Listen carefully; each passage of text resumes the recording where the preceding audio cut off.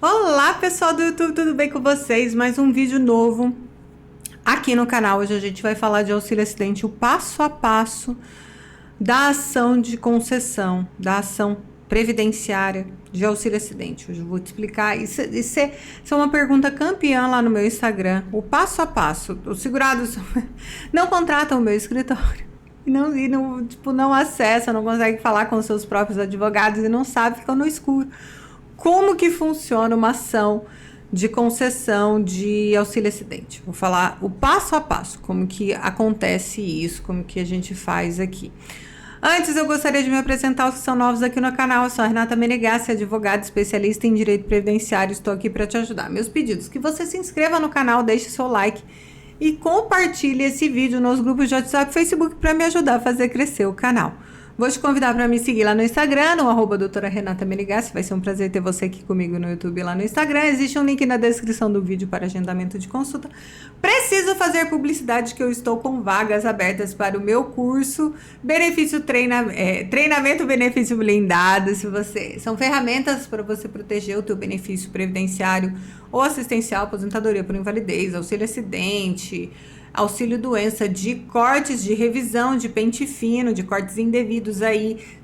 Acho que nós temos 40 aulas lá disponível, o curso já está inteiro na plataforma, você vai lá, pagando, você já acessa o curso inteirinho. Então vai ser um prazer te ter aqui comigo no YouTube e lá no meu treinamento. Por favor, vai lá, que tá com preço especial, condições de pagamento, tá maravilhoso, vai ser um prazer ter você aqui e ter você lá comigo no meu treinamento. Hoje a gente vai falar de auxílio acidente. Não vou falar da via administrativa, como que funciona a via administrativa. Em outro vídeo, a gente fala sobre isso. Então, o segurado chegou lá no meu escritório com uma negativa de auxílio acidente. A gente vai partir desse princípio, tá? Partindo desse princípio. O segurado fez sozinho, ou fez aqui com o escritório, ou fez com outro profissional um auxílio acidente. E aí, Renata, como que faz? Com essa negativa, a gente pega essa negativa e monta a ação judicial. Então, eu vou lá, pego a negativa, organizo toda a documentação, vejo se o benefício é acidentário, decorrente de acidente de trabalho, ele corre pela Justiça Estadual. Se o benefício é previdenciário, auxílio acidente previdenciário, que é decorrente de acidente de qualquer natureza, ele corre pela Justiça Federal. Então, a gente já tem a modificação da competência aqui. Então, se o seu auxílio acidente é acidentário, Justiça Estadual. Se o seu auxílio acidente é previdenciário, Justiça Federal. Então, vai depender da gente descobrir se é acidente de trabalho ou não, para a gente verificar aonde que esse benefício vai correr.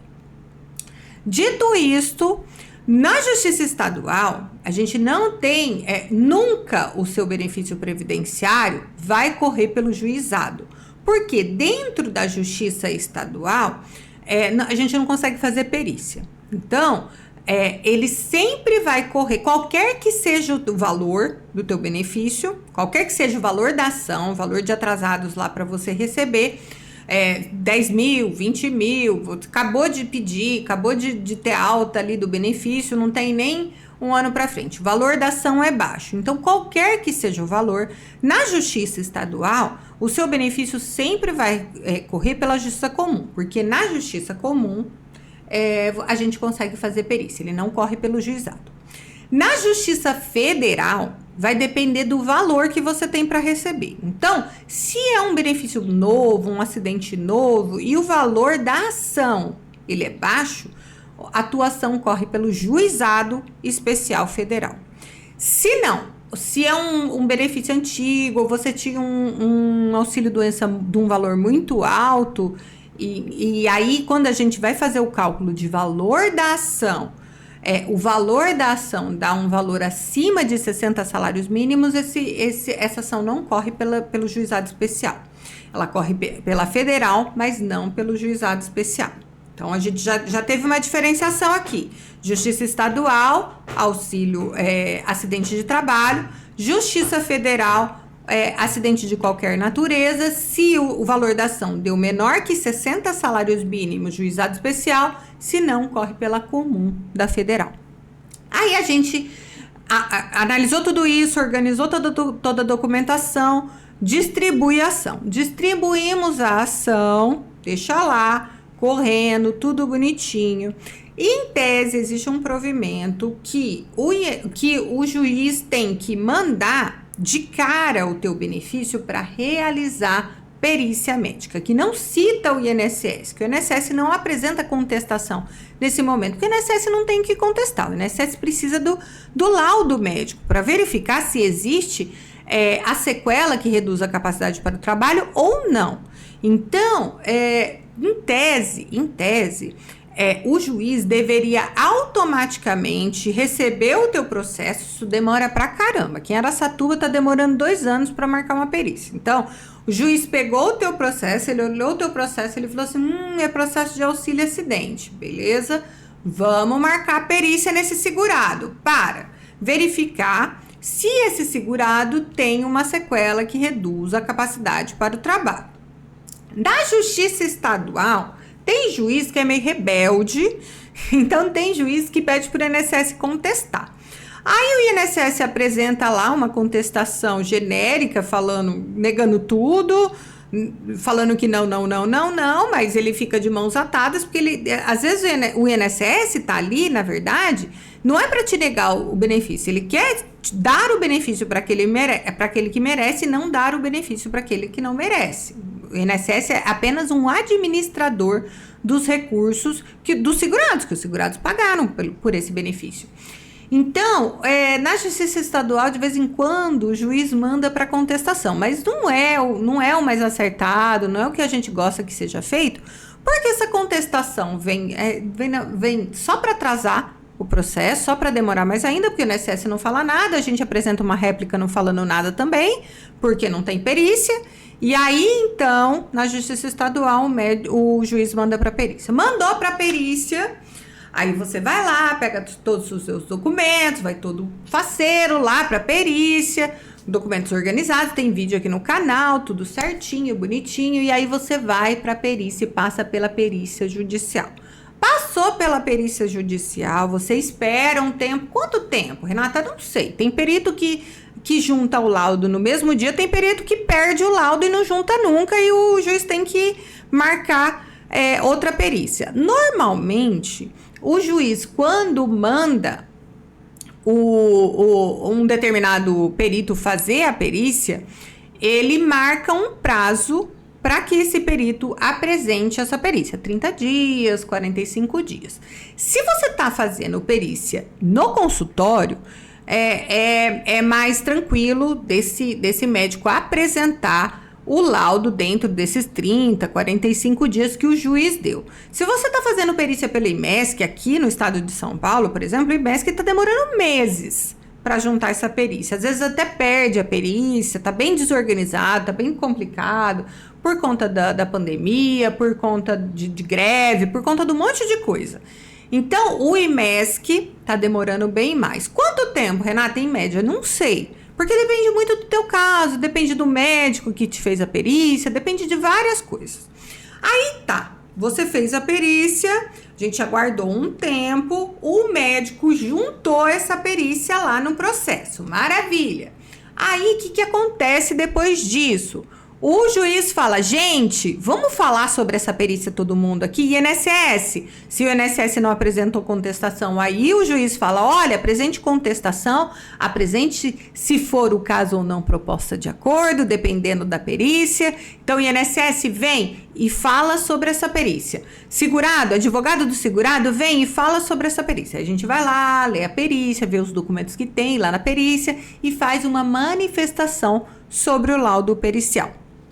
Normalmente, quando não é LER, quando não é lesão por esforço repetitivo, se estiver correndo pelo juizado também, aí a gente não consegue pedir perícia no local de trabalho. Não, é raríssimo os casos que eu peço perícia no local de trabalho, porque é difícil. Só no caso específico mesmo do segurado, para verificar movimento repetitivo, alguma coisa assim, se no laudo pericial a gente não conseguir comprovar a lesão por esforço repetitivo. Então, normalmente, juntou o laudo pericial, o juiz abriu um determinado prazo para a gente falar sobre esse laudo pericial. Normalmente, esse prazo é de 15 dias úteis para a parte. Mas tem juiz que dá 5, tem juiz que dá 10. Então, dependendo do juiz.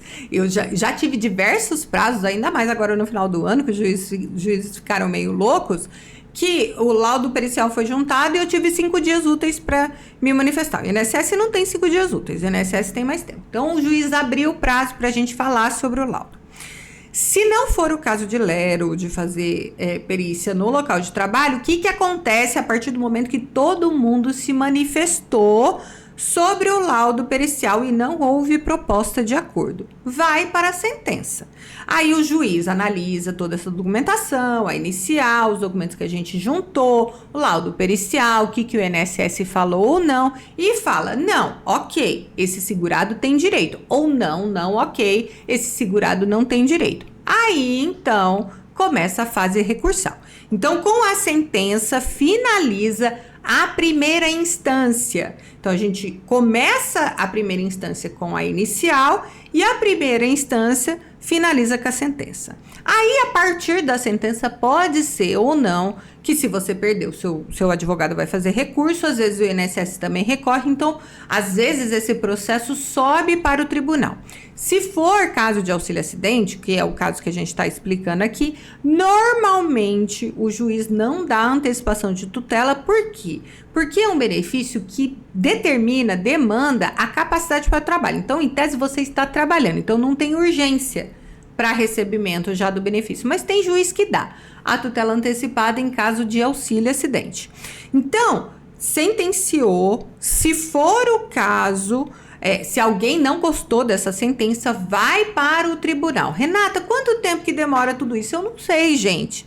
Então, todas as vezes que vocês me perguntam prazo, quanto tempo, eu falo, tá, mas onde está correndo o teu benefício?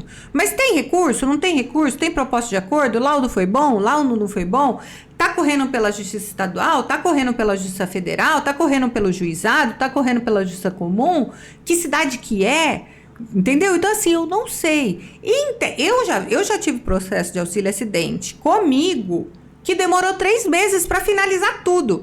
E tem um caso aqui no escritório que está se arrastando há mais de 10 anos. Normalmente, nossa, 3 meses a 10 anos, a diferença é muita. Isso são exceções, é o 8 ou 80. Dentro de uma normalidade... Um processo inteiro de auxílio-acidente, ele demora aí 2 anos, 2 anos e meio, dependendo se a comarca é boa, se a comarca não é boa, a cidade que está correndo, o teu processo é bom ou não é bom, o cartório é organizado ou desorganizado.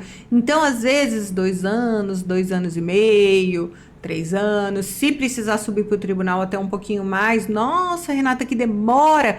Mas, gente, é bacana, é um benefício bacana, te ajuda demais, é só a espera mesmo. E a espera pelo espero, não pelo não você já tem. Então, vale a pena você fazer sim ação judicial para concessão de auxílio-acidente. Vocês sabem que eu sou especialista nisso, eu falo muito de auxílio-acidente aqui no escritório. Eu sou especialista, sou advogada previdenciária, especialista em benefício por incapacidade, auxílio-acidente e pente fino. Se você precisar da minha ajuda, conte com a minha ajuda. Então, te expliquei como que começa a ação judicial e como finaliza a primeira instância e dei mais ou menos uns prazos, mais ou menos, o que acontece nesse meio tempo. Eu peço encarecidamente, tenho certeza que seu advogado também pede, que você não fique olhando o processo. Por quê? Porque às vezes o cartório certifica um decurso de prazo de qualquer coisa que não é importante. Ou o cartório fala para juntar um documento, ou o cartório manda para juntada de laudo para administrativo. Então, assim, às vezes você fica ansioso com os andamentos processuais, sendo que não é nada importante. O que é importante? Distribuição da ação, distribuiu a ação, seu advogado vai entrar em contato com você para falar da perícia médica, fez a perícia médica, aguardamos um tempo, juntou a perícia médica no processo, eu, Renata, falo com o meu segurado, falando assim, olha, a perícia foi boa, a perícia não foi boa, a gente vai ter chance ou não de ganhar, a gente, entendeu? Eu já passo para o segurado e falo, olha, foi assim que foi a perícia. Depois disso, eu só falo com o meu cliente quando sai a sentença. Então, eu não fico acessando ele, não fico entrando em contato. Se você fica olhando para... Eu falo que dá azar isso, viu, gente? Ninguém me tira da cabeça que dá azar, porque assim, parece que o processo do segurado, que olha o processo todo dia, é aquele processo enroscado que tudo acontece. Me dá essa sensação. O segurado que fica olhando, fica colocando muita energia, eu sei que vocês precisam, eu sei disso, mas me dá essa sensação de que o segurado que fica olhando muito para o processo, todo dia olhando o processo, é aqueles processos que tudo acontece, que some laudo, que demora mais que o normal. O segurado que deixa o advogado trabalhar, que fala, opa, marcou, que legal. Parece que é um processo que vai mais rápido. Então, não fica olhando o teu processo. Confia no profissional que você contratou, que ele é o profissional da sua confiança, ele sabe o que ele está fazendo, ele vai te avisar do que é importante ser avisado. Eu não fico falando com o meu segurado, com o meu cliente todo mês. Eu só falo com ele, olha... Assinou o contrato, vamos distribuir ação. Distribuir uma ação, marcou perícia, oriento ele para perícia, foi para perícia, juntou laudo, eu aviso ele, saiu sentença. Eu falo com o meu segurado 4 vezes. Não preciso ficar, olha, não tem novidade.